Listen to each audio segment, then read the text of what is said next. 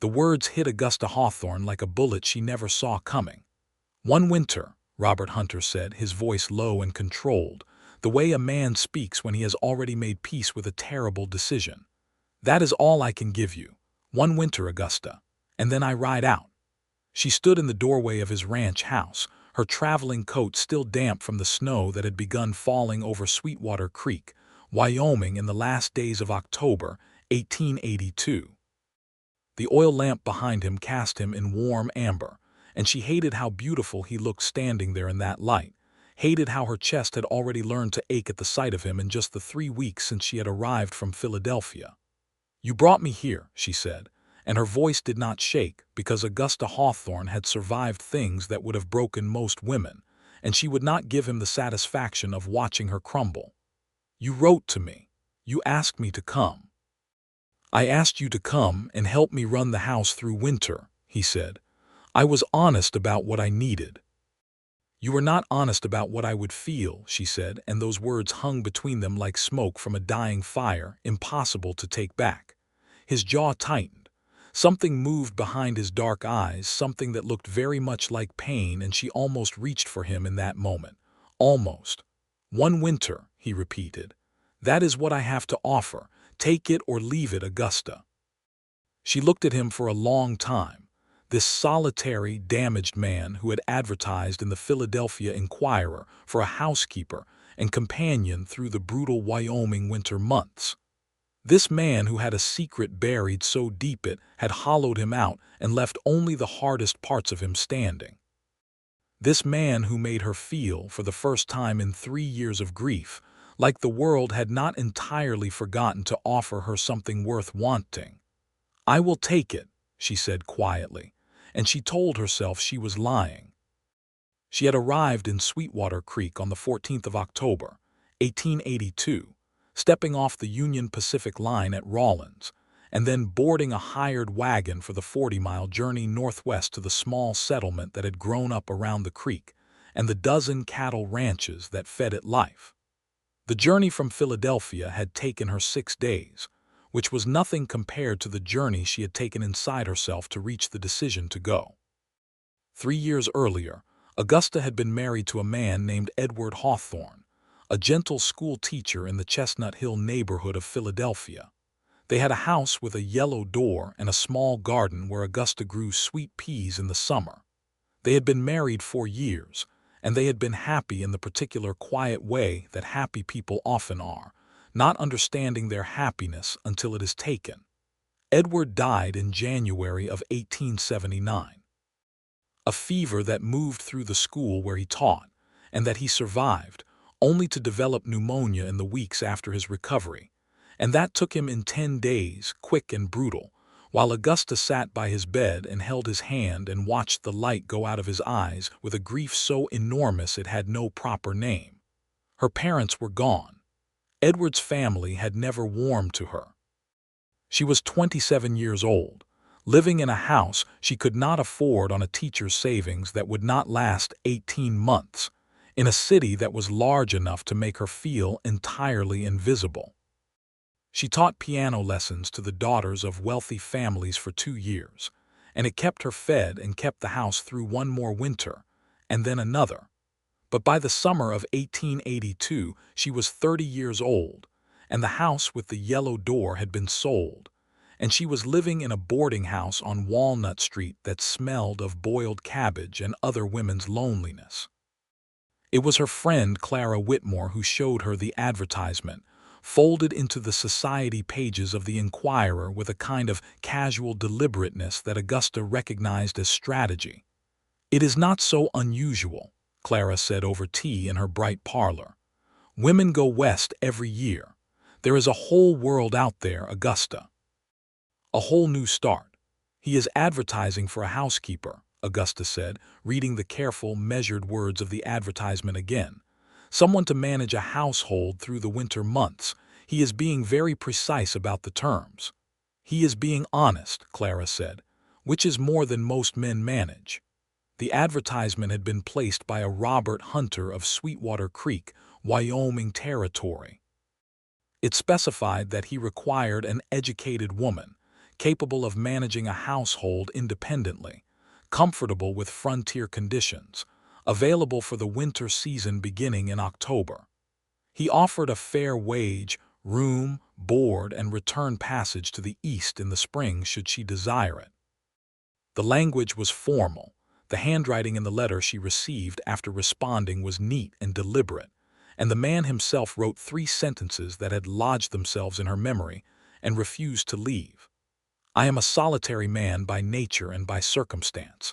I will not pretend to offer more than the arrangement describes, but I will tell you that the winters here are long and the work is meaningful, and I believe a woman of your qualities would find it neither demeaning nor without value. She had read those 3 sentences so many times the paper had softened along its folds. She wrote back. He wrote back. 3 letters exchanged over 6 weeks, each one careful and measured and somehow, despite every effort on both their parts, beginning to pulse with something that felt dangerously like anticipation. And then she bought a train ticket and came west. The wagon that carried her from Rawlins to Sweetwater Creek was driven by a grizzled man named Clarence who smelled of pipe tobacco and creek water, and who talked steadily for 40 miles about the quality of the grazing land along the creek and the severity of the previous winter, and the particular temperament of cattle when the temperature drops below zero, which Augusta found both tedious and oddly comforting, because a man who talks about cattle is not a man who notices that a woman is frightened. She was frightened, not of the wide open land, though it was startling, all that sky pressing down on all that earth with nothing standing between them. Not of the cold, which was sharper and cleaner than Philadelphia cold but not yet brutal. She was frightened of herself, of this particular quality of hope that had woken up in her chest during the 6-day train journey west and was now making itself felt in a way that she recognized as dangerous. She had not come here to fall in love. She had come here to survive the winter, to earn money, to buy herself another season of breathing. She told herself this very firmly as Clarence pulled the wagon to a stop in front of a large, well-built ranch house, set back from the creek behind a stand of cottonwood trees that had already gone to gold and copper in the autumn light. Robert Hunter came out of the house before she had quite finished gathering herself, and she had perhaps 3 seconds to form an impression before he reached the wagon and offered her his hand to step down. And in those 3 seconds she registered that he was tall and broad-shouldered, that his dark hair was shot through with silver at the temples, though he did not look old, that his face was the kind of face that had been lived in hard, all strong angles and something guarded and careful behind his eyes. He was 35, she knew this from his letters. "Miss Hawthorne," he said, and his voice was low and resonant, and exactly the voice she had somehow known he would have. "Mr. Hunter," she said, and took his hand and stepped down from the wagon, and the moment her feet touched the frozen ground of Wyoming she felt something shift inside her, some internal compass needle swinging toward a new direction, and she told herself it was only the cold. The ranch was called the Ironwood, after the cottonwoods along the creek that stood up to the winters like they intended to outlast everything. Robert had built it 12 years earlier, which meant he had been 23 when he drove his first stakes into the Wyoming ground, and the house reflected that younger man's ambition in its solid construction and its unexpected details: the wide porch, the deep-set windows, the stone fireplace in the main room that was large enough to heat the entire first floor. He showed her through the house with the economy of a man who was not accustomed to explaining himself, and she asked precise questions and catalogued what she saw with the professional attention of a woman who had run a household and intended to run this one well, and they circled each other with tremendous carefulness through that first afternoon, both of them aware of the arrangement and both of them, she suspected, aware of something else that had no place in the arrangement. There were 2 hired hands, brothers named Tom and Jesse Pratt, who lived in the bunkhouse 40 yards from the main house, and who managed the cattle and the horses and the physical labor of the ranch. They were quiet, respectful men in their late 20s who tipped their hats to Augusta when she met them at supper, and seemed to understand without being told that she was not to be trifled with. There was also a dog, an enormous wolf-gray animal named Captain, who attached himself to Augusta with an immediate and total devotion that she found both touching and slightly alarming, and who Robert watched attach himself with an expression that was difficult to read. "He does not usually take to people," Robert said. "I am usually not taken to," Augusta said, and something moved across his face, quick and warm, and then he looked away. That first week, she learned the rhythms of the ranch. She learned that Robert rose before dawn every morning and was in the barn by the time the sky began to pale, that he came in for breakfast at 7:30, that he worked through the day with a physical intensity that left him quiet and contained in the evenings, that he ate his supper with a book open beside his plate, that he played chess against himself at the table near the fire when the night was very quiet, and that he had a habit, when he was thinking, of pressing his thumb along the inner edge of his left palm in a slow, absent gesture that she suspected he was not aware of. She learned that he was not cold as she had initially feared. He was contained. There was a difference. A cold man has nothing inside him. A contained man is working very hard not to let what is inside him out. She catalogued these observations with the same careful attention she gave to everything, and she kept them to herself, and she cooked his meals and managed his household and read her books by the fire in the evenings, and tried very hard not to notice that the evenings were the best part of every day, because he talked in the evenings. Once the supper things were cleared and the lamps were lit, and Captain had settled his enormous gray weight at Augusta's feet, and the fire had settled into its serious business of keeping the Wyoming cold at bay, Robert would sometimes set down his book and they would talk. Not about himself, not at first. About books, because he had many of them and had read all of them, and because Augusta had spent 2 years of her grief reading everything she could reach and was not intimidated by his library. About history, because he seemed to have strong opinions about the war between the states that he had never had occasion to express to someone who would push back. About music, because she mentioned the piano once and he wanted to know everything about it. "Did you play?" he asked.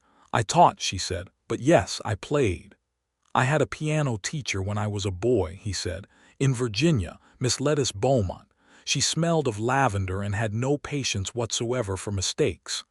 "The best ones never do," Augusta said. He smiled. It was the first full smile she had seen from him, and it rearranged his face entirely, softened those strong angles, reached all the way up to his dark eyes, and she felt it like a hand pressed flat against her sternum. She looked back at her book. "You are from Virginia, then," she said, keeping her voice conversational. The smile faded, just slightly, just enough that she noticed. "I was," he said. She did not press. She had learned already in 1 week the difference between the doors he would open and the ones he kept shut, and the question of Virginia was a shut door. She filed it alongside the other shut doors. The one that led to why he was alone. The one that led to what had brought him to Wyoming at 23. The one that led to why a man who read Dickens and played chess against himself, and smiled like that at the mention of a piano teacher, would place an advertisement in a Philadelphia newspaper for a temporary housekeeper, rather than find himself a wife. November arrived with a serious determination, cold that had teeth in it, snow that did not apologize, wind coming down off the mountains to the west with a personal hostility. Tom and Jesse moved the cattle down from the upper pasture to the winter grounds closer to the creek.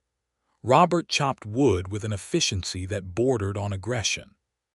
Augusta baked bread and kept the fires and made enough preserves from the root cellar stores to see them through, and she learned to judge the weather by the quality of light on the mountains each morning, the way Robert did, tilting her head up at the western peaks with a new kind of attention that felt like developing a sense she had not previously possessed. She was happy. The realization arrived one Tuesday morning as she stood at the kitchen window, watching the first heavy snowfall of the season come down soft and thick over the yard, Captain pressing warm against her leg, the smell of coffee and bread filling the kitchen behind her, the sound of Robert's boots on the porch, and she thought, quietly and without particular drama, that she was happy. Not the pale, careful not suffering she had managed in Philadelphia. Actually, genuinely, and almost inexplicably happy. This frightened her considerably. She was still standing at the window when Robert came through the door, stamping snow from his boots, and he stopped when he saw her face. "What is it?" he asked, and the directness of his attention, the way he had of making her feel like the only thing in a room, was part of the problem. "Nothing," she said, "only the snow." He came to stand beside her at the window, close enough that she could feel the cold that still clung to him, and they both looked out at the white-covered yard for a moment. "It will be deep by evening," he said. "Yes," she said. He did not move away. She did not move away. They stood looking at the snow for another 30 seconds, and then he said quietly, "I am glad you came," and walked to the coffee pot. And Augusta pressed her hand flat against the cold glass of the window and told herself very firmly to be sensible. She was not sensible.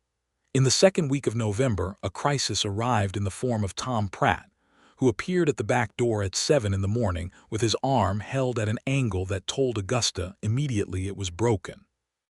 He had fallen from the loft in the barn while moving hay bales, and the break was clean but definitive. Augusta had set a bone once before, her neighbor's son in Philadelphia who had fallen from a tree, and she had a practical, unsentimental attitude toward injury that came from being a woman who had learned to rely entirely on herself.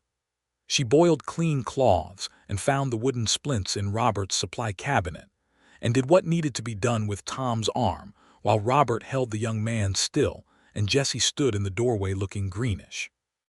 Tom bore it with the stoic determination of a man who would rather die than cry in front of a woman, and when it was done, he looked at Augusta with an expression of total, unconditional respect that made her feel briefly and powerfully useful. "You have done this before," Robert said afterward, when Tom had been settled in the bunkhouse and Jessie had been sent back to work and Augusta was washing her hands in the kitchen basin. "Once," she said, "my neighbor's boy. You were very calm." "I am always calm in emergencies," she said. "It is everything else I find difficult." She said it without thinking and then felt his attention on her, that focused, careful attention, and looked up at him. "What else?" he asked.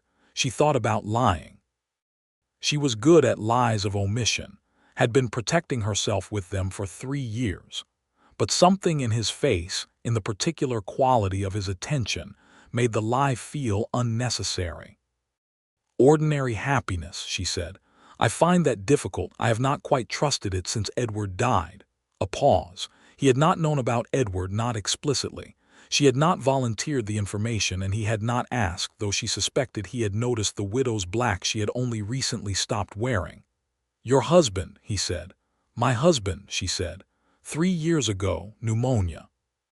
He was quiet for a moment, and then he said, "I am sorry," with a simplicity and sincerity that was more comforting than any elaborate expression of condolence she had received in 3 years of people not knowing what to say. "Thank you," she said. "It has made me cautious." "That is not unreasonable," he said. "No," she said, "but it is lonely." The word hung there between them, honest and unguarded, and she watched him hear it, watched it move through him the way a sound moves through still water. "Yes," he said very quietly, "it is." And that was when she understood that they were the same, she and this contained, careful man. That whatever had hollowed him out and made him solitary had done the same essential work to him that losing Edward had done to her, and that they were both standing on the other side of some great loss, both of them cautious, both of them lonely, both of them pretending not to notice the other. This understanding made everything simultaneously better and worse. It made it better because she stopped being afraid of him, and it made it worse because she started, quite definitively, to fall in love with him. It began with small things. The way he always made sure there was wood stacked inside the door before she woke each morning. The way he listened with complete and genuine attention when she talked about things she cared about, as though what she thought mattered to him personally. The way he had begun, without comment or ceremony, to sit on the same side of the fire as her in the evenings rather than across the room. The way Captain had become their shared creature, sleeping at her feet but looking to Robert for his walks each morning, a small gray diplomat navigating between them. And it was made worse by the obvious, practical reality that she was the housekeeper and he had been very clear about the terms of the arrangement, and this was precisely the kind of hope she had promised herself she would not indulge.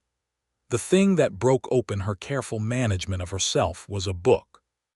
She had found it on the shelf in the second week, a slim volume of poetry by Walt Whitman, and she had noticed that certain pages were marked with small, deliberate folds at the corners. She had read those pages with growing attention, because the poems marked were not the famous ones, not the bold, open-road poems that most people knew. They were the quieter ones, the ones about solitude and longing and the particular ache of being a person who feels too much inside a life that has become too small. She left the book on the table beside his chair one evening with a slip of paper, inside marking one of the unmarked poems, a poem about loss and the strange freedom that comes after it. The next morning the book was gone from the table, and that evening when she came into the main room after supper, there was a new slip of paper inside it, and it was marking a different poem, and the poem was about two strangers recognizing each other across a great distance. She sat in her chair by the fire and read the poem and felt the flush of it from her collarbones to her hairline. They did not speak about the book. They continued to pass it back and forth through November, a conversation conducted entirely in Whitman, and it was more intimate than anything Augusta had experienced since Edward, possibly more intimate than certain things she had experienced with Edward, and she lay in her bed each night in the small room off the kitchen and looked at the ceiling and told herself she was being a fool. She was not a fool. She was a woman in love, which is sometimes the same thing but is not always. The second week of December brought a blizzard. It came from the northwest on a Thursday afternoon with no particular warning, the sky going from white to iron gray in 40 minutes, and by the time Robert came in from the barn the wind was screaming down off the mountains, and the snow was coming sideways, and the temperature had dropped 15 degrees in an hour.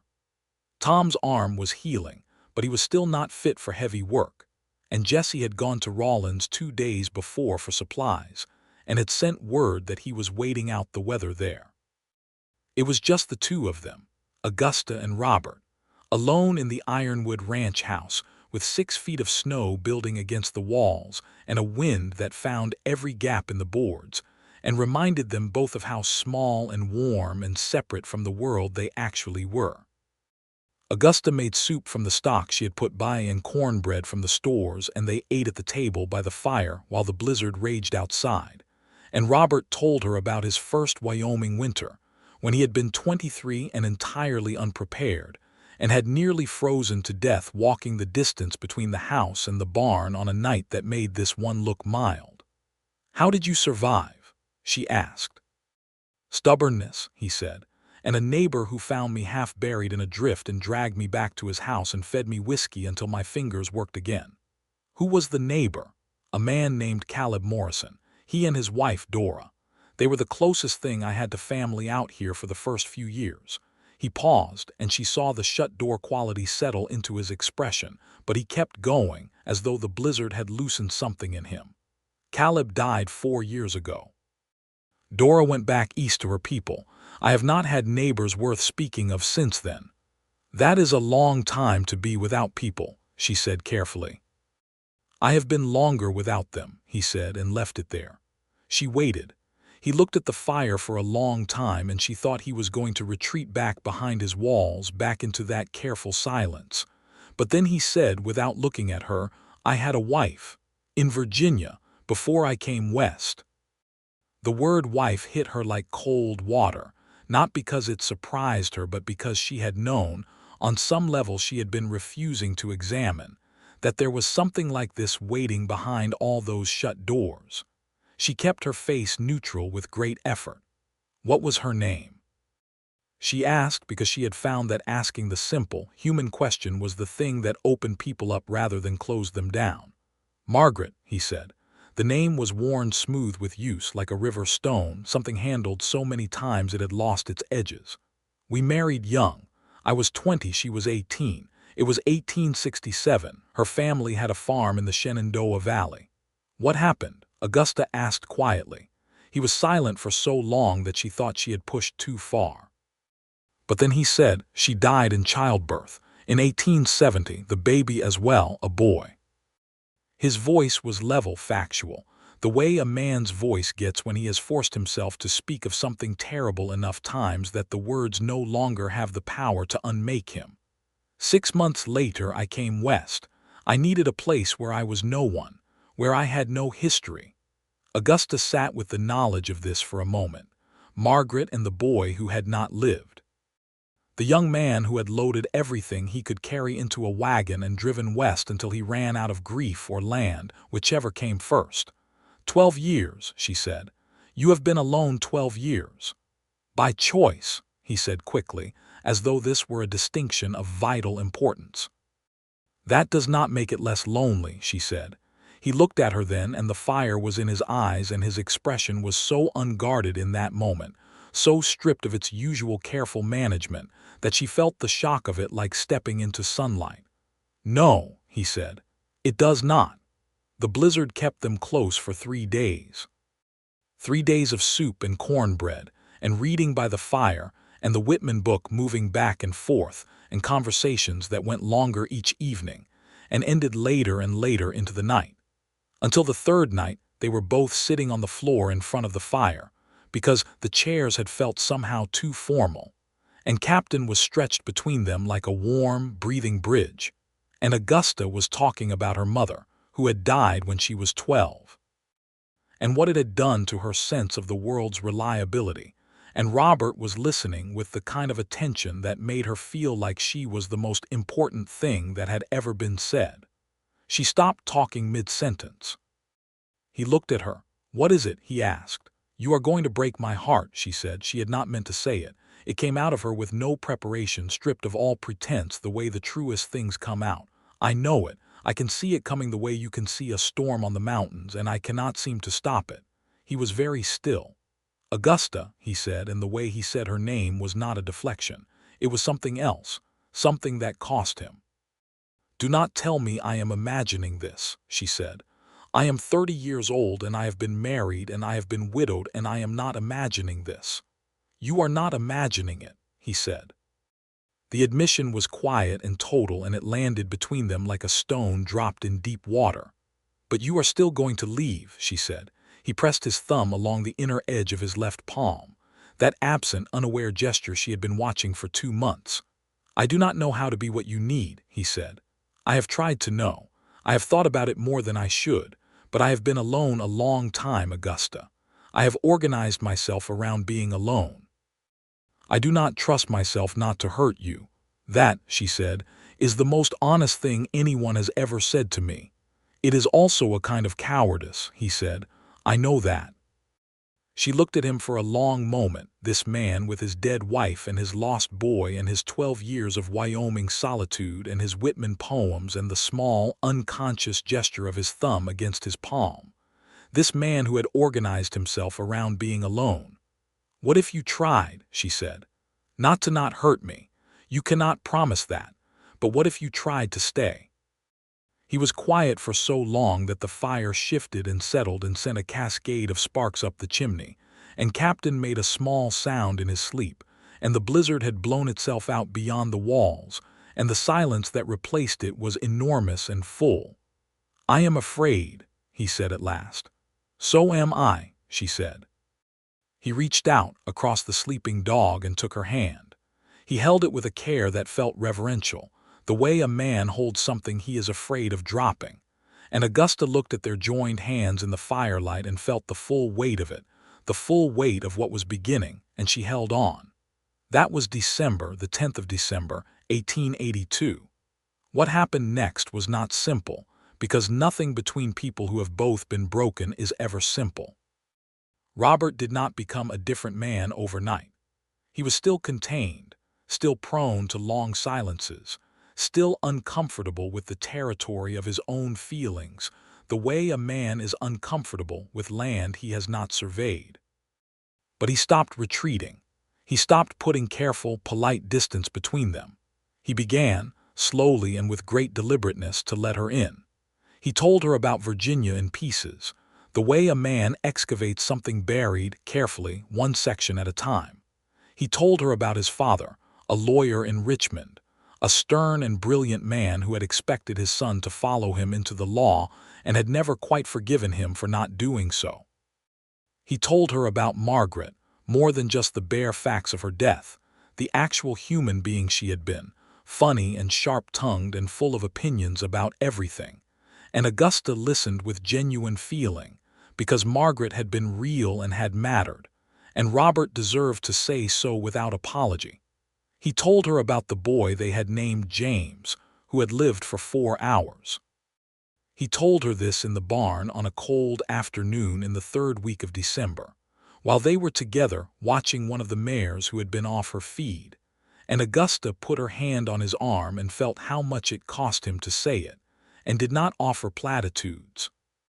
She just stayed beside him, which was the thing he needed and which she understood because it was what she had needed after Edward, not words, just presence. "Do you know what I thought the day I left Virginia?" he said. "Tell me," she said. "I thought, this is the last time I let anything matter that much," he said. "I was 23 years old and I made myself a promise that nothing would matter that much again." "And did you keep it?" she asked. He looked at her with those dark eyes that had been so guarded when she arrived and were now, increasingly, not guarded at all. "I was keeping it," he said, "until October 14th. She understood without having to ask that October 14th was the day she had arrived. She pressed her fingers against his arm, a small, deliberate pressure. "Robert," she said. "I know," he said. "I know what I said, one winter." "You said one winter," she agreed. He covered her hand with his, there in the cold barn with the mare breathing soft clouds of steam and the last of the December light coming gold and low through the gaps in the boards. "That was before I knew what I was asking you to leave at the end of it," he said. It was not a declaration. He was not a man who made declarations easily, and she did not need one. It was something better than a declaration. It was him telling her that the wall had come down, that the arithmetic had changed. That one winter was no longer the entirety of what he was prepared to offer. Christmas came to the Ironwood with a quiet domesticity that felt, to Augusta, like something close to sacred. She made a wreath from the cedar branches near the creek. Tom and Jessie brought in a small pine from the hillside, and she dressed it with strips of red ribbon and a handful of glass beads she had brought from Philadelphia, a small luxury she had packed on impulse. Robert produced, from some corner of the supply room, a bottle of genuine brandy that he claimed Caleb Morrison had given him 5 years ago and that he had been saving for an occasion worth the celebrating. "Is this an occasion?" Augusta asked, holding the small glass he poured her.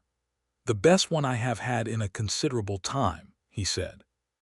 They drank the brandy and ate the Christmas dinner Augusta had made from their stores, and Tom and Jessie joined them at the table, which was not the usual arrangement but felt right on Christmas Day. And they talked and laughed, and Augusta noticed that Robert laughed more easily now than he had in October, that it came out of him without the effort she had seen him make in the early weeks, and this pleased her so deeply that she felt it as a physical warmth. After Tom and Jessie had gone back to the bunkhouse, and the dishes were cleared and Captain was snoring beside the fire, Robert brought Augusta a small, flat package wrapped in brown paper and tied with a piece of twine.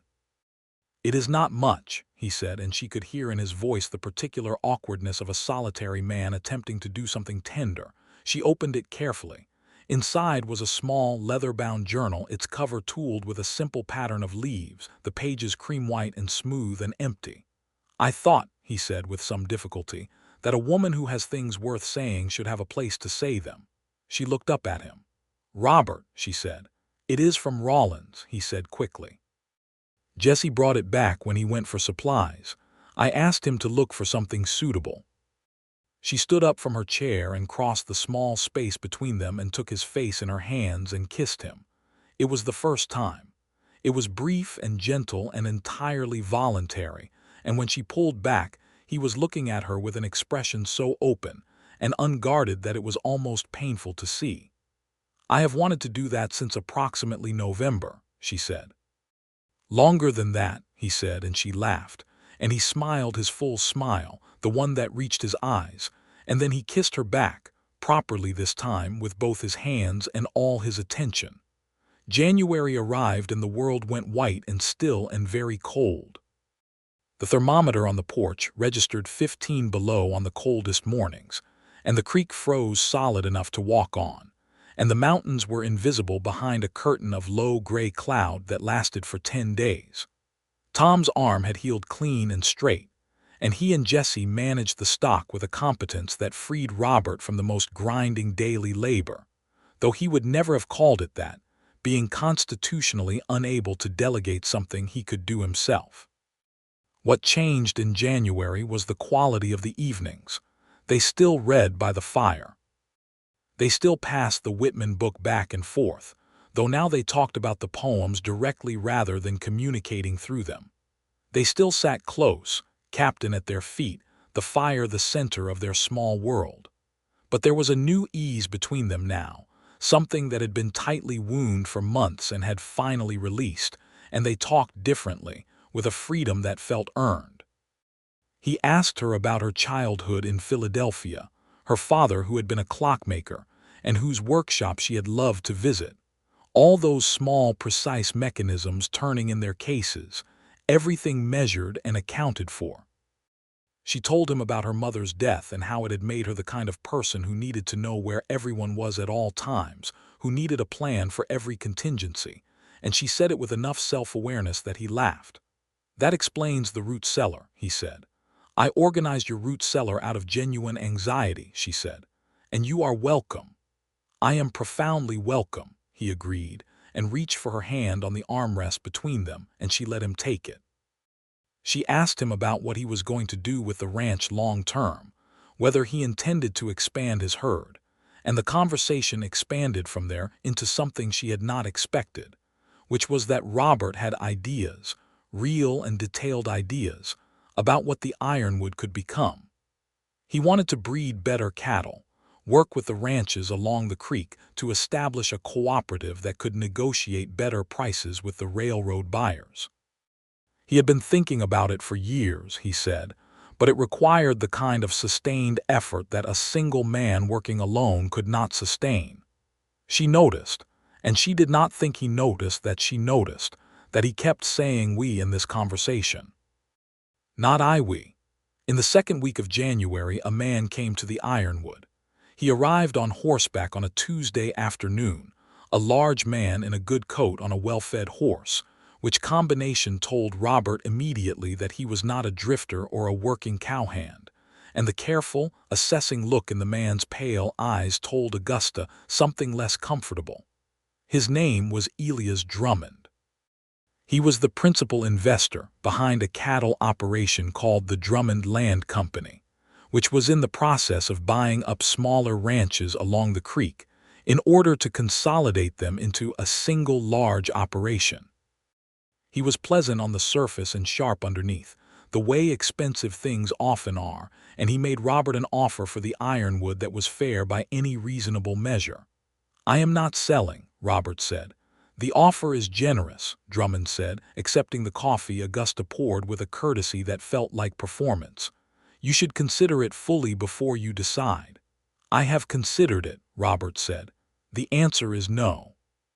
Drummond's pale eyes moved to Augusta with an assessment that she found mildly offensive. "Your wife agrees," he said. There was a pause. "I am Mr. Hunter's housekeeper," Augusta said, in a tone that communicated several things clearly. "And Mr. Hunter has given you his answer." Drummond left, but not before he had made clear, in terms just polite enough to be deniable, that he intended to pursue the matter further. 3 of the smaller ranches along the creek had already sold to the Drummond Company, and several more were under pressure, and the kind of pressure a company like Drummond's could bring to bear on an independent rancher was not always financial. "He is going to be trouble," Augusta said when the sound of Drummond's horse had faded. "Yes," Robert said. "What kind?" "The organized kind," Robert said, "which is worse than the other kind." Over the next 2 weeks they discovered the shape of Drummond's trouble. The Drummond Land Company had relationships with the railroad buyers that allowed them to undercut independent ranchers on price. They had legal resources that allowed them to contest water rights along the creek, a contest that, even if Robert won, would cost money and time. They had connections with the territorial administration that made bureaucratic obstruction a straightforward tool. It was not violent, which was both the good news and the bad news. Augusta had read enough about the cattle wars further north to know that violence was an outcome nobody could afford, and the fact that Drummond preferred legal and economic pressure over gunplay suggested a man who intended to win cleanly rather than to destroy. But it was still a trap, and Robert had walked into the territory of it without fully understanding its dimensions. Augusta understood it, because Augusta had read everything she could find about Western land practices before she came out, because that was the kind of woman she was, and because she had a systematic mind that had been trained by 2 years of managing her own survival in Philadelphia. "The water rights question is the important one," she said on the evening after she had been through Robert's papers with his permission and her characteristic thoroughness.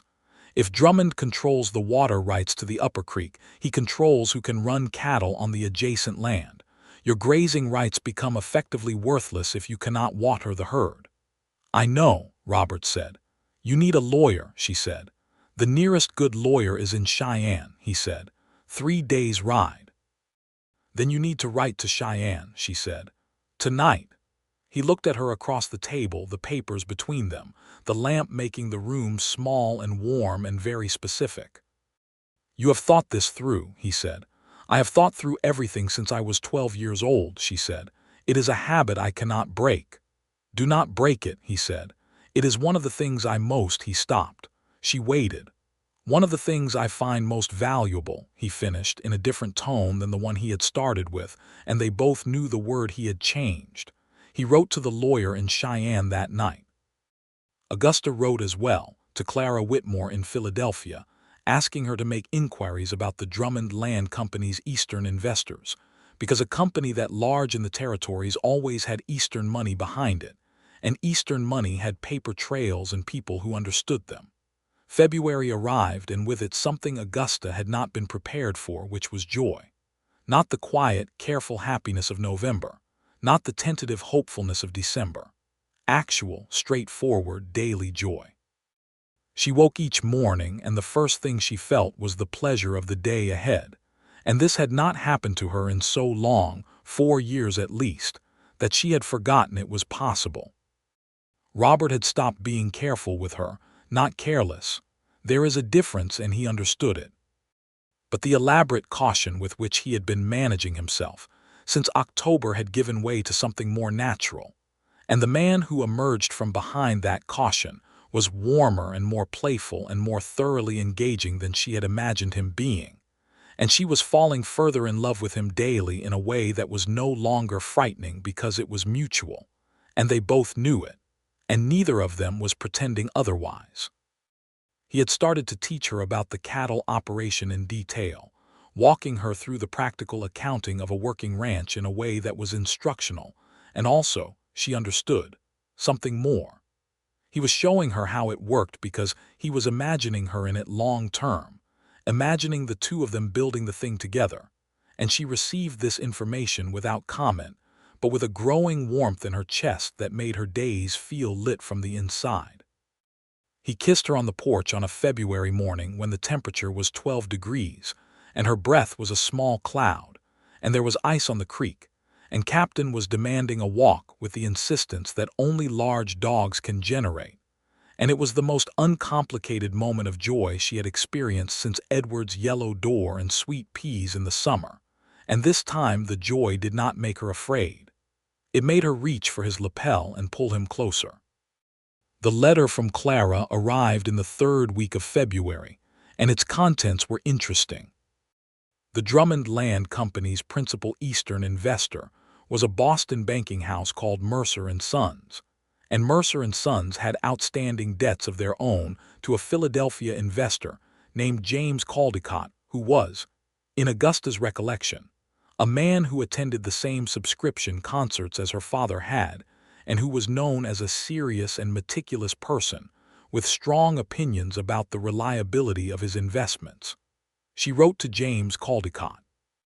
It was, she acknowledged to Robert when she told him what she had done, a long shot. "What did you say?" he asked. "I said that I was writing on behalf of an acquaintance who was a Wyoming rancher experiencing interference from the Drummond Land Company, which I believed would be of interest to him as an investor in Mercer & Sons," she said. "I was very precise and very polite, and I included the relevant details about the water rights dispute." He stared at her. "You did this," he said. "I did this 2 weeks ago," she said. "I did not want to tell you until I had a response." "And do you have a response?" "Caldecott has written to Mercer & Sons," she said. "Clara writes that there is now a conversation happening in Boston about the Drummond Company's territorial practices." He was quiet for a moment, and she could not quite read his expression, which was unusual for her now that she had learned him so well. "Robert," she said, "I am sorry if I overstepped. I should have, do not apologize," he said. He got up from his chair and came to her and took her face in his hands, a gesture she had come to love for its directness and its tenderness, and looked at her with that open, unguarded expression that she would never, she thought, stop being moved by. "Do not apologize for that, ever. You are not angry," she said. "I am astonished," he said.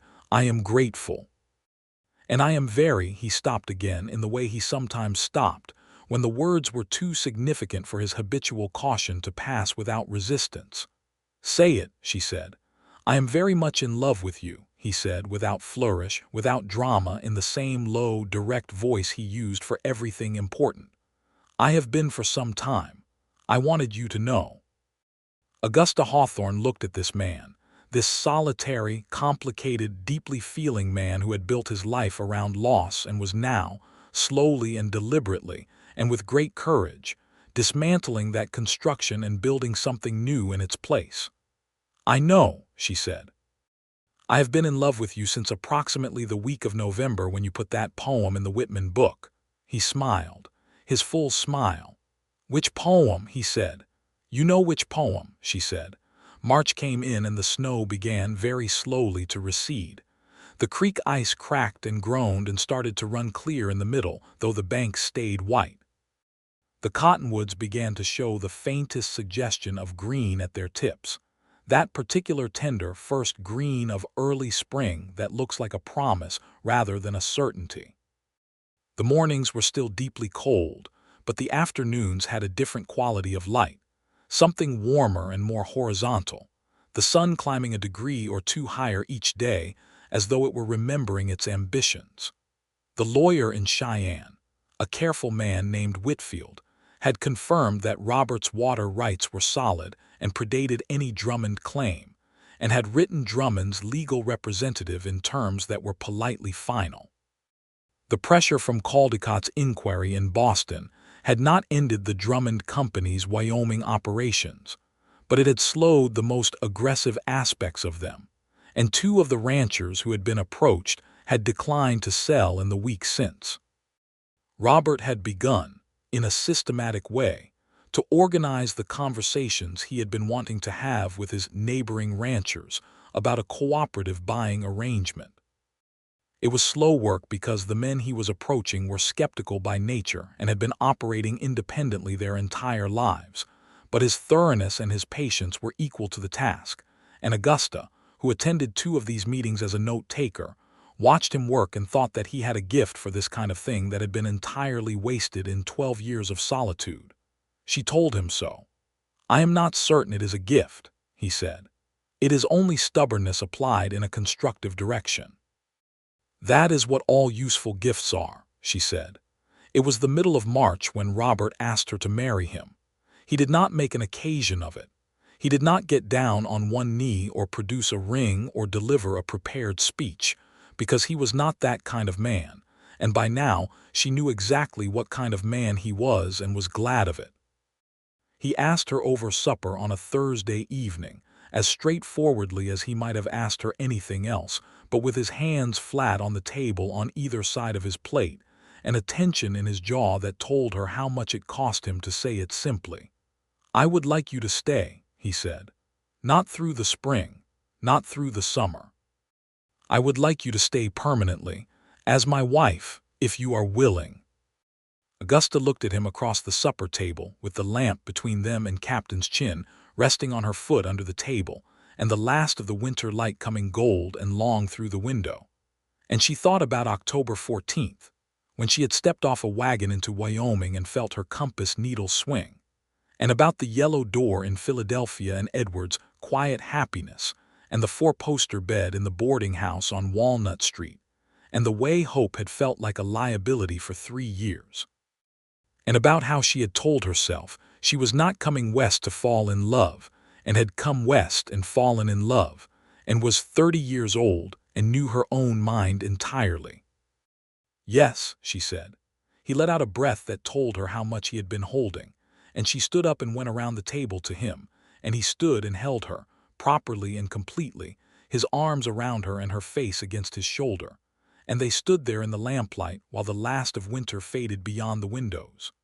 They were married in April, when the creek was running fast and full with snowmelt, and the first wildflowers were coming up on the south-facing slope above the ranch. The ceremony was performed by the circuit preacher who came through Sweetwater Creek twice a year, a small, energetic man named Reverend Dade, who was clearly charmed by Augusta and clearly amused by Robert, and who married them in front of the fire in the main room of the Ironwood with Tom and Jesse as witnesses and Captain managing, to position himself between the principals and the preacher in a way that had to be diplomatically navigated. Augusta wore the best dress she had brought from Philadelphia, a deep blue wool that was entirely appropriate for Wyoming in April, and that Robert told her made her eyes look extraordinary, which was the most flattering thing he had ever said to her, and which she treasured accordingly. He wore his good suit, which fit him well, and he had had his hair cut in Rawlins the week before, and when he looked at her over the ceremony she saw in his face something she had come to understand was the thing his careful management of himself had been protecting for 12 years. Love, undefended. Love that had stopped being afraid of what it would cost. After the ceremony, Jesse produced a fiddle from somewhere and played 3 songs, and Tom had somehow acquired a cake from the bakery in Rawlins, and they celebrated the evening in the warm room with the fire and the music and the spring night outside the windows. And Augusta danced with her husband in the main room of the Ironwood Ranch house, and felt the wild, uncomplicated happiness of a woman who has survived loss and chosen life. The summer of 1883 was busy in the way that productive things are busy, with the satisfaction of effort that is going somewhere, the pleasure of work that builds towards something you can see. Robert's Rancher Cooperative came together properly in June, 7 operations along the creek agreeing to negotiate jointly with the railroad buyers, and the first season's prices were better by 15% than any of them had managed independently. The Drummond Company, facing organized resistance and the lingering consequence of Caldicott's inquiry in Boston, shifted its operations northward toward the Powder River country, and the Ironwood's water rights went uncontested through the summer. Augusta had taken over the formal bookkeeping of the ranch, which she did with a pleasure she did not bother to conceal, because there was genuine satisfaction in the precision of it, everything in its column, everything accounted for, the kind of order that a clockmaker's daughter understood as a form of beauty. She had also, without quite planning to, become something of a resource for the other ranchers' wives along the creek, women who found her practical, educated, and unintimidating, and who came to her with medical questions and legal questions, and occasionally with the kind of questions that women bring to other women when there is no other place to take them. She liked this. She liked being useful in a community.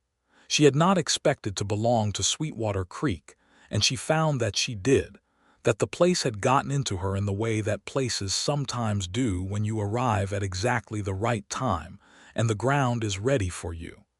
In August, she told Robert she was expecting a baby.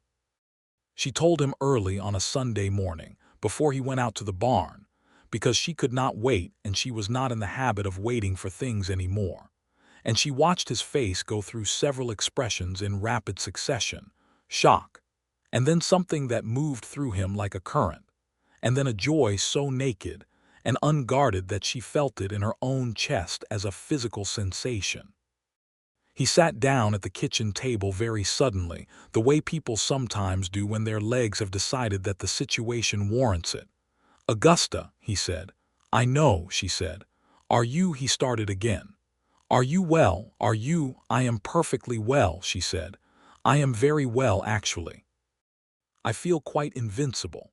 He reached for her hand and held it the way he had held it that first night by the fire, with tremendous care, and she sat beside him at the kitchen table while the morning light came through the windows and the summer sounds of the ranch started up around them.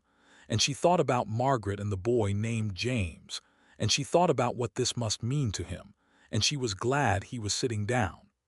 "Robert," she said. He was looking at their joined hands, and she could see that he was managing himself, pulling himself back from whatever edge the news had walked him to. "Tell me," she said. "I am afraid," he said, very low. "I know," she said. "I am too. But I am also very happy, and you are allowed to be both." He looked up at her, and she held his gaze, steady and warm and entirely present. "Both," he agreed after a moment. "And I am not Margaret," she said gently. "I am very strong and I am very stubborn, and I have every intention of making it through this and arguing with you about ranch finances for the next 40 years. Something moved across his face, a complicated wave of emotion, and then he stood and pulled her up with him and held her very carefully, his face against her hair. "40 years," he said. "At minimum," she said. The baby was born in March of 1884, and he was a boy, and they named him James Caleb Hunter, for Robert's lost son, and for Caleb Morrison, who had dragged a frozen 23-year-old out of a snowdrift and given him whiskey and called him neighbor. And he arrived with a great deal of noise and opinion that did not diminish in the weeks that followed. Augusta's labor was managed by Mrs. Hester Grant, the capable wife of a neighboring rancher, who had delivered a dozen babies along the creek, and who moved through the process with a professional calm that Augusta found deeply reassuring. Robert paced the length of the porch outside for 6 hours in the cold March air with Tom and Jessie and Captain for company, and when Mrs. Grant opened the door and told him he had a son, Tom said afterward that Robert Hunter made a sound he had never heard a grown man make, low and undone and completely involuntary, and that he had turned away and stood with his hands on the porch rail for a full minute before he trusted himself to come inside. He came inside, and Augusta put the baby in his arms, and he held his son with the kind of absolute, terrified care that large, capable men sometimes display when faced with something entirely new, and looked at her over the baby's head with an expression she would spend the rest of her life being glad she had witnessed. "James Caleb," he said. "James Caleb," she agreed. "He is very loud," Robert said. "Yes," she said. "He gets it from you." He looked at her with a startled expression, and then he laughed, and the baby was startled by the laugh and made a sound of extreme indignation, and Augusta thought that she would take this moment, this specific moment, and keep it somewhere inside her where nothing could reach it, and she did. The spring and summer of 1884 moved in the way that time moves when you are not watching it carefully because you are too busy living it. James Caleb grew from newborn to infant to something that could prop itself on its arms and look at the world with Robert's dark eyes and Augusta's considering expression, and a personality that appeared to belong entirely to itself, interested in everything and vocal about its preferences. Robert was, Augusta observed with private delight, completely undone by his son. This man, who had spent 12 years cultivating a solitary containment, could be reduced to crouching on the floor making faces by a 4-month-old, and he did not appear embarrassed by this, or if he was, he had decided that some sacrifices were worth making. He talked to James Caleb in a low, conversational tone, while doing barn chores with the baby in a cloth carrier against his chest, explaining the principles of cattle ranching to an audience that was primarily interested in the sensation of movement and warmth. And Augusta watched this from the kitchen window on a summer morning, and felt such a volume of love for both of them that it seemed physically impossible to contain it all. The cooperative had grown to 11 ranches by the fall of 1884, and its second year of negotiated prices had been better than the first, and 2 of the ranchers who had initially been skeptical were now among its most committed members. Robert had been elected, by a vote he had not sought and that he received with visible discomfort, to serve as the cooperative's representative to the Territorial Cattle Board in Cheyenne, which required 3 trips during the year, and which he managed with the same methodical competence he brought to everything. Augusta, in his absence on these trips, ran the Ironwood with Tom and Jesse and her own comprehensive organizational intelligence, and found that she managed it capably and without particular anxiety, which was a measure of how much had changed in 2 years. The woman who had arrived in October of 1882 with her traveling coat and her careful hope and her widow's caution would not have recognized this version of herself. This woman who woke before dawn and went out to check on the stock and came back in to nurse a baby and keep the books and bake bread and write letters to the wives of territorial legislators about water rights legislation and feel, through all of it, like herself. She was finally entirely herself. By the fall of 1885, Augusta and Robert had established themselves firmly in the life of Sweetwater Creek. The Ironwood had expanded its herd by 30 head, having had a good calving season, and made a sensible purchase from a ranch to the south that was transitioning to sheep. Tom Pratt had married a woman named Annie who had come up from Colorado, and who proved to be exactly the kind of person Tom needed, sharp and warm and direct, and they had built a small house at the edge of the Ironwood property. Jesse had gone to work for a ranch further north, which he had left with Robert's genuine good wishes, and a horse that Robert pretended was simply surplus stock, and that Jesse pretended to believe.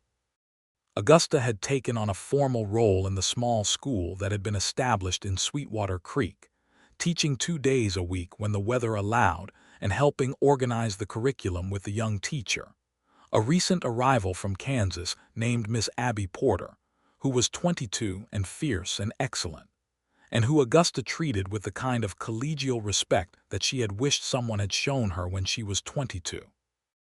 James Caleb was walking by 14 months and talking by 18 months, and getting into every possible form of trouble by 2 years in a way that seemed to delight his father, who had developed a philosophical attitude toward chaos that Augusta suspected was connected to the fact that James Caleb had inherited her stubbornness and Robert's thoroughness, and had combined these qualities into a determination to explore everything within reach.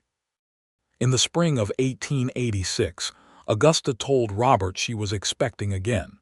This time he did not sit down. He simply put his arms around her in the kitchen and held her, and she could feel him breathing slow and steady, the way a man breathes when he is grateful for something too large to speak about directly. "Both things," she said, her voice muffled against his shirt.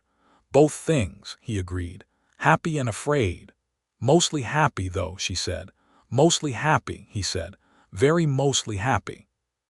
Their daughter arrived in November of 1886, which Robert said was exactly the right time of year for someone who was going to be as fierce as her mother, and whom they named Dora Margaret Hunter, for Caleb Morrison's wife who had gone back east, and for Margaret, because Augusta had suggested it, and Robert had gone very still for a moment and then said yes.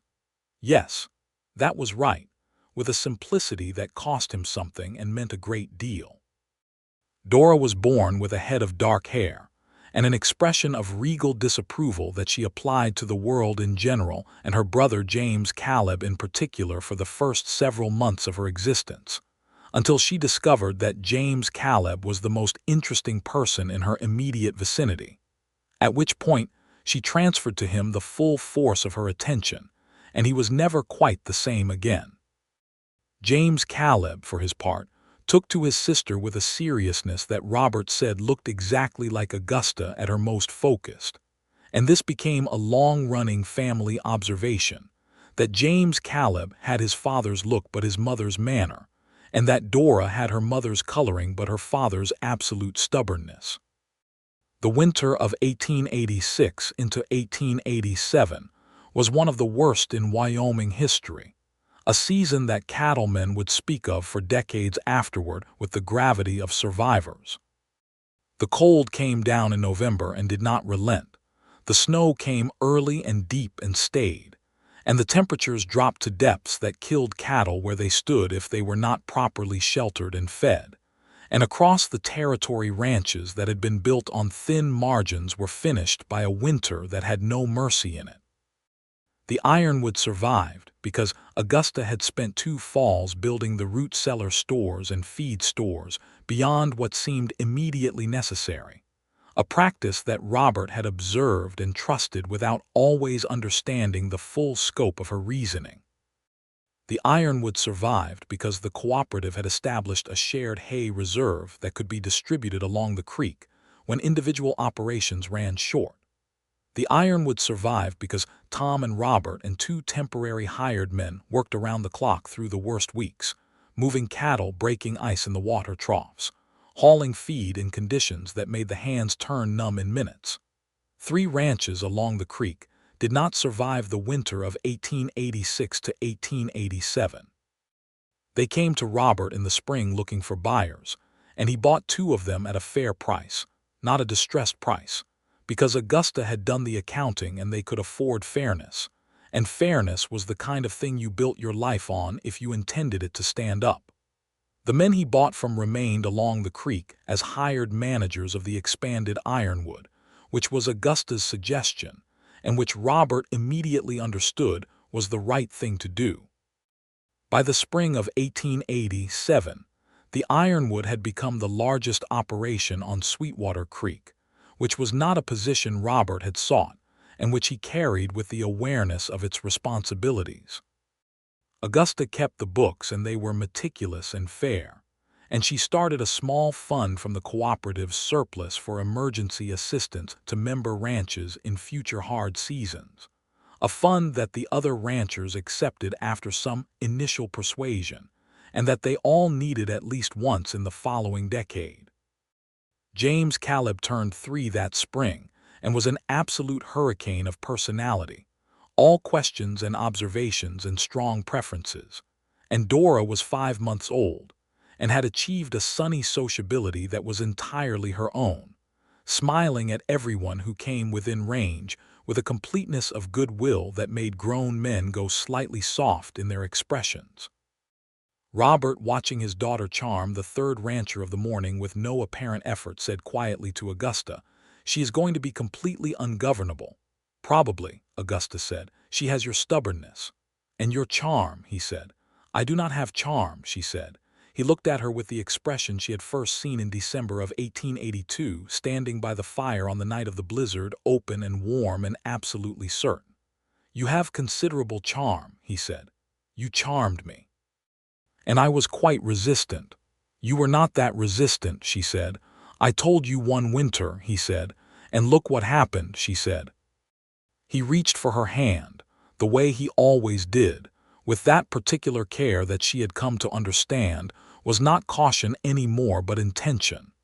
The intentional care of a man who knows what he has and has decided to be deliberate about cherishing it. She threaded her fingers through his. Outside the ranch house windows, the spring of 1887 was doing what Wyoming springs do, coming in bright and loud after the catastrophe of the winter, the creek running high and fast, the cottonwoods coming green with an enthusiasm that bordered on defiance. The horses in the near paddock were doing the spring thing of running for the sheer unreasonable pleasure of it. And Captain, who was 7 now and considerably gray in the muzzle, but still enormous and still devoted, was lying on the porch in a patch of sun, with the absolute conviction of an animal that has found its permanent position in the world. Augusta looked at all of it through the window, the land and the light in her husband's hand in hers, and the sounds of her children in the next room, James Caleb's ongoing monologue and Dora's periodic commentary, and she felt the full weight of how she had arrived here. She had come west on a train in October of 1882 because she was 30 years old and a widow and her yellow door house was gone, and she needed something to aim herself at. She had come to a solitary man who had put an advertisement in a Philadelphia newspaper because he needed someone to manage his house through the winter, and who had said with the precise honesty of a man who had spent 12 years protecting himself, "One winter, that is all I have to offer." And she had taken that one winter, and she had been so thoroughly, so stubbornly, so comprehensively herself within it that it had become something else entirely. It had become a marriage and a son and a daughter and a ranch and a community and a life so full that she sometimes stood in the middle of it and had to simply be still for a moment because the fullness required acknowledgement. "Robert," she said. "Yes," he said. "Are you happy?" she asked. It was a question she asked him sometimes, not because she needed reassurance, but because she liked hearing him answer it.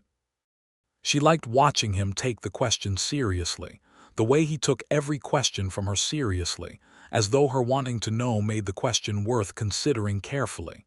He was quiet for a moment in his way. "I did not think I would be," he said. "I had arranged things specifically so that I would not be able to be. I was very thorough about it." "You were," she agreed. "And then you arrived with your trunk and your good sense and that particular expression you make when you are assessing something, and Captain decided you were the center of the universe, and I tried very hard to keep things exactly as I had arranged them." "I know," she said. "I watched you try." "I was not successful," he said. "No," she said. "You were not." He turned from the window to look at her, this man who had been 23 and alone and organized around loss and was now 39 and married and organized around something entirely different, something that had required more courage than anything he had done in his solitary life, the courage of being willing to need someone. "I am happy," he said, "very much and every day. Is that a sufficient answer?" "It is," she said. "It is a perfect answer." He brought her hand up and pressed his lips to her knuckles, a gesture that she would never have predicted from him in October of 1882, and that had become as natural and regular as breathing. In the room beyond the kitchen door, James Caleb made a sound of either triumph or outrage. It was difficult from this distance to distinguish them, and Dora responded with a rising declaration of opinion, and Augusta and Robert looked at each other with the shared, rueful, deeply satisfied amusement of two people who have created exactly this chaos together and would not trade it for anything. "I should go," she said. "Yes," he said. "So should I." Neither of them moved for another moment, standing together at the window of the Ironwood ranch house in the spring of 1887, holding each other's hands in the morning light, while outside the creek ran fast and the cottonwoods went green, and the horses ran for the pure joy of running in a season that had come back again. The years after that were full in the way that good years are, too rich with living to be easily described, each one distinct and yet continuous, braided into the one before and the one after until they formed the long, strong cord of a life built well. Robert's cooperative became a model that other Wyoming ranches studied and replicated along different creek systems to the north and east, and Robert, who had never wanted to be notable for anything, became quietly significant in the territorial cattle industry, and handled this with the straightforward modesty of a man who considers effectiveness its own sufficient reward. Augusta continued her work with the school in Sweetwater Creek, and as the settlement grew through the late 1880s and into the 1890s, she became an advocate for expanding it into a proper two-room schoolhouse with a full-time teaching staff. a project she pursued with the systematic, gentle relentlessness that characterized all her important campaigns, and that Robert had long ago learned to simply facilitate rather than question.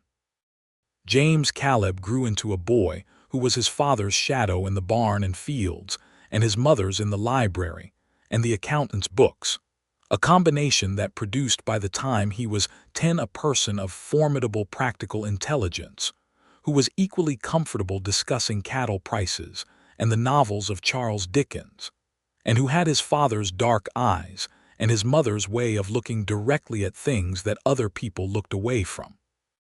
Dora grew into a person of strong opinions and considerable warmth, who learned to ride by the time she was 5 and had opinions about every horse on the property by the time she was 7, and who showed, by the time she was 8, a talent for drawing that surprised everyone, producing careful and precise renderings of the ranch and the creek and the mountains to the west in her notebooks that Robert sometimes found in unexpected places, and that he always kept.